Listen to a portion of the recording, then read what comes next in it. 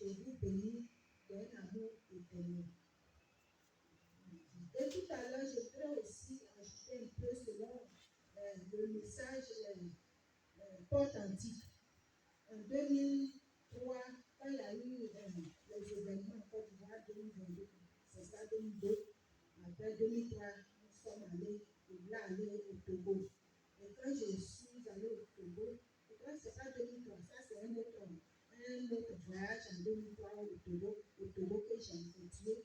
Mais je crois que c'est dans les années 2013, oui, 2013, parce que 2012, je suis allée au Nigeria et puis après au Togo. Et quand je partais là, ce jour-là, je n'étais pas partie avec les sœurs. J'étais partie seule parce que je voulais aller quand même passer un peu de temps au Togo.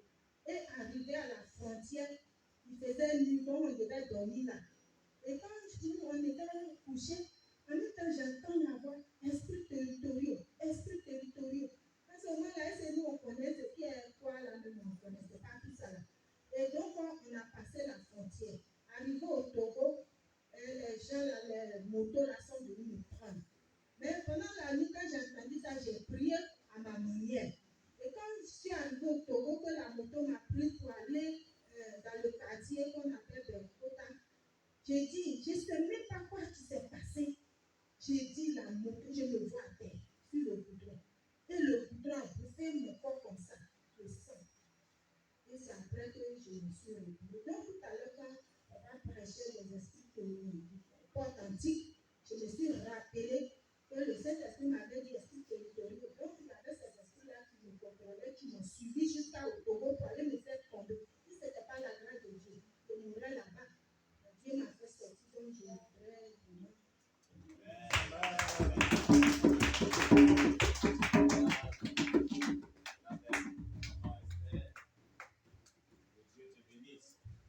Alléluia. Voilà, ce sont des réalités concernant les portes antiques, les esprits territoriaux, les démons de corridor. Ce sont des réalités. Maman Anastasie a expérimenté dans le satanisme. Quand elle était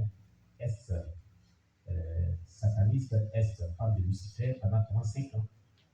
Elle a travaillé pour Lucifer dans le monde obscur. C'est la réalité. Je vais revenir sur ce qu'elle a dit, de ce que le Seigneur lui a montré. Le fanfaronnage, c'est le bavardage. Être fanfaron, c'est être bavard. Dieu dit n'a pas besoin des bavards autour de son secteur et dans cette œuvre. C'est ça veut dire. Il a besoin des personnes engagées, sérieuses, des personnes qui savent ce qu'elle veut de l'œuvre qu'on fait. Alléluia. Voilà pourquoi lui donne ce message. Ce message est très important. Alléluia. Des personnes engagées au même niveau que son serviteur. Déjà, le diable planifie chaque fois des attaques pour déstabiliser cette œuvre. Il dit tuons le leader et on va atteindre le peuple. S'il l'atteint, il n'y aura plus de but. Cette œuvre-là dérange tellement que depuis le mois des ténèbres, depuis la Bible, il y a eu des attaques, il y a eu des agents du diable et les démons qui ont été envoyés, je me suis à plusieurs églises. Les démons parlaient de la bouche d'une personne qui chassait des démons ici. On vient dire tout ça. Amen. Ce n'est pas une seule personne, mais trois personnes, différemment dans les différents programmes ici. Donc, cette œuvre est recherchée pour être détruite depuis longtemps. Comme Satan et ses agents passent et ses démons passent dans cette œuvre, puis cassent l'œuvre de Dieu. L'ennemi veut à tout prix casser cette œuvre. Amen. Jésus a dit, si le chef a atteint, les disperse. C'est ça. Donc, nous devons prier toujours pour le leader. Priez aussi pour nous. Dès que le leader prie pour nous, on doit prier pour lui. Le soutien de la prière est mutuel. Amen. Par tout ce qu'on est en train d'écouter, ces révélations et ces visions, ces avertissements, Dieu est en train de nous faire comprendre que Satan n'est pas content de cette œuvre. L'ennemi n'est pas content de cette œuvre. Parce que il y a ce que Dieu fait plus que ça qui s'annonce à nous, disons. Quelqu'un n'est pas ici, d'ailleurs. Il est dans le quartier. Un violon m'a dit quelque chose. tout récemment. Il était à Dijon. Moi, je pensais qu'il parlait de quelqu'un qui est ici. Il voulait traverser une voiture. Il y a un monsieur qui l'a arrêté. Il lui a dit, toi là, tu n'es pas ici. Tu es là. Derrière toi là, il y a une église, il y a un pasteur qui est là. Ce que Dieu fait encore là, c'est que vous voyez là, cette église, c'est que Dieu fait encore plus grand. Et il va pour lui dire de continuer cette voie. Il traverse lui comme ça. Et pendant que le monsieur lui parlait, son tuteur chez qui il est parti passer ces 2 jours-là, est venu, il doit le lever là. Nous, on est ici avec lui. Tout ce qu'il dit là, ça arrive. Comme un prophète. Il m'a dit ça hier ou avant. Et il dit, toi-même, tu parles de quelqu'un qui est ici, je te parle de quelqu'un qui a bien qui est parlé.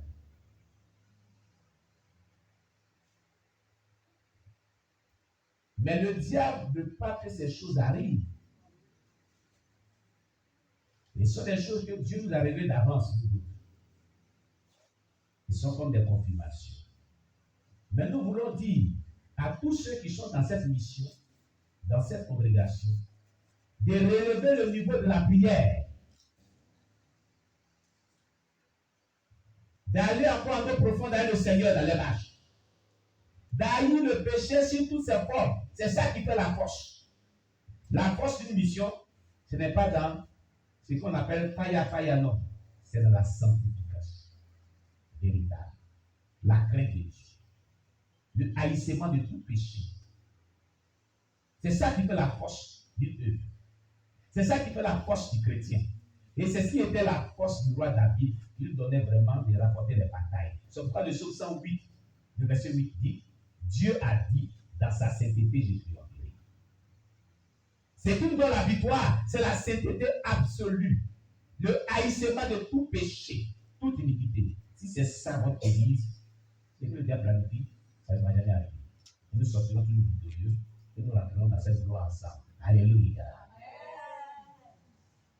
Donc je vais exhorter tous ceux qui sont avec nous, de l'extérieur comme de l'intérieur, de redoubler d'ardeur de la prière non seulement, mais de haïr le péché, comme je le dis toujours quand tu donnes l'occasion, sur toutes ses formes.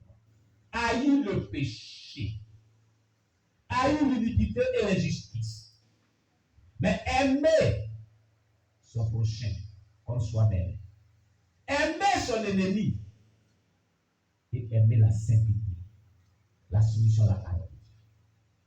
Nous sortirons victorieux de tous les pierres du diable.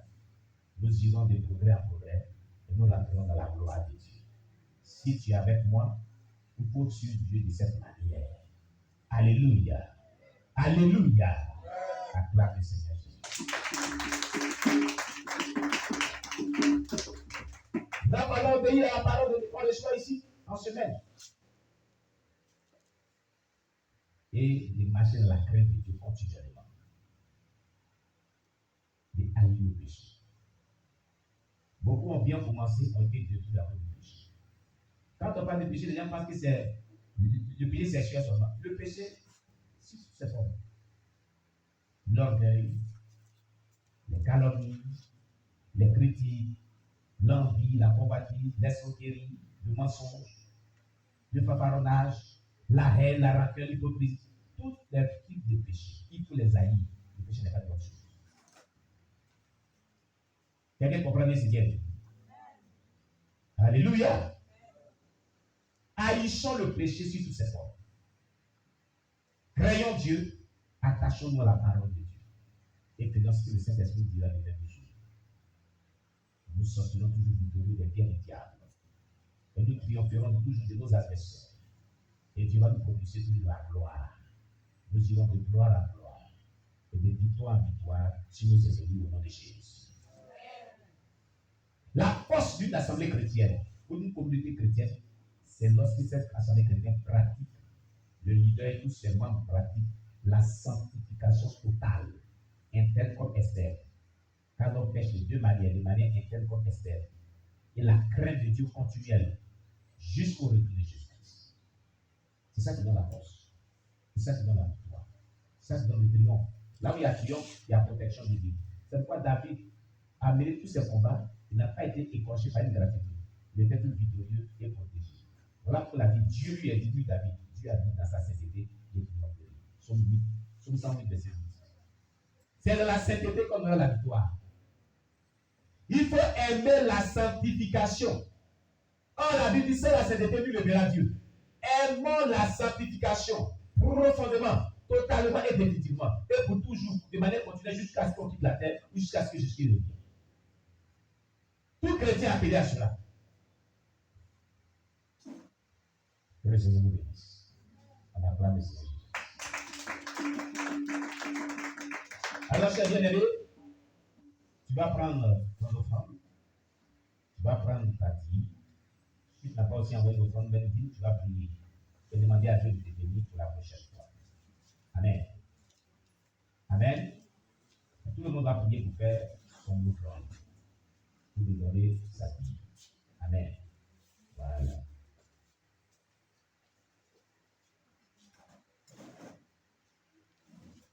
Prions le Seigneur.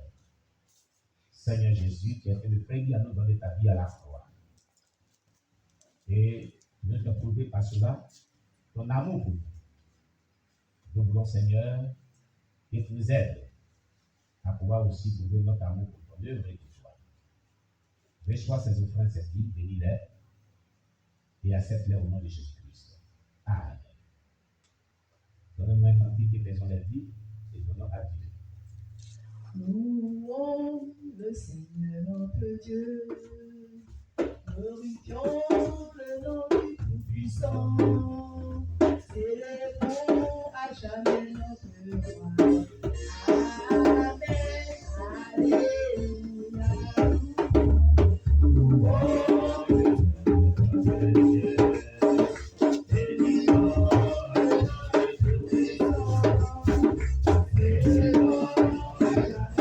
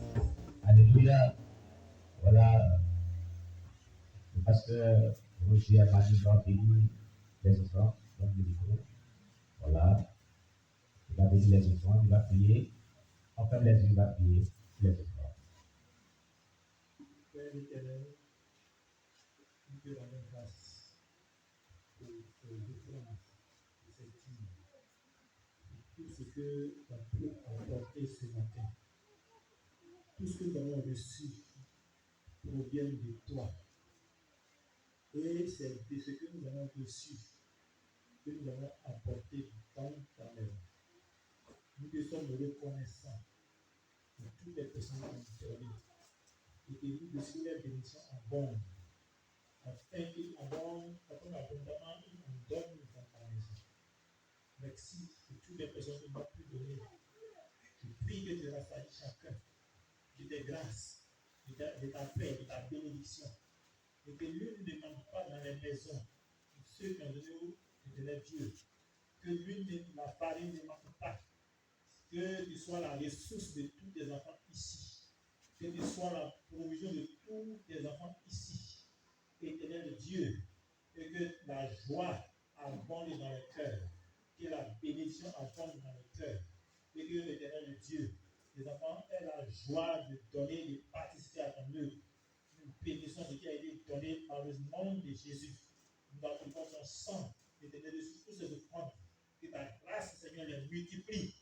Au sanctuaire, au nom de Jésus, et que cela accorde tes besoins. Au nom de Jésus de Nazareth. Parce que nous savons que ta maison a des besoins. Éternel Dieu, prends le roi de gloire, tu multiplies cela au nom de Jésus. Et ça va aller au-delà de tout ce que tu veux faire dans cette œuvre, au nom de Jésus. Amen.